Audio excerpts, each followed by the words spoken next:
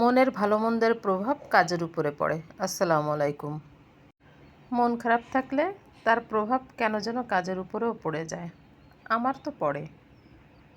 নকশি সেলাইয়ের ক্ষেত্রে সমস্যা হয় না, কিন্তু টেইলারিং, রান্নাবাড়া, খাওয়া, ঘুম সব কিছুকে প্রভাবিত করে ফেলে মন খারাপ। তখন আর কাজগুলো ভালো হয় না। তাই প্রতিটি মানুষের মন ভালো থাকা জরুরি।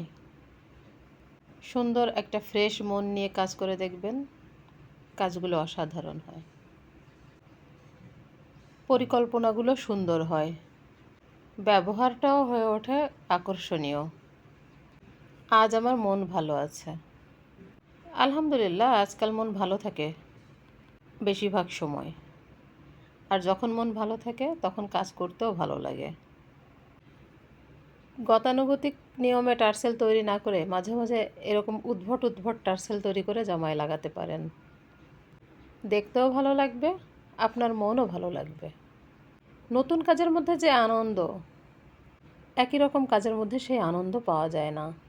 তাই তো আমি এক কাজ একবারের বেশি দুইবার করতে পারি না।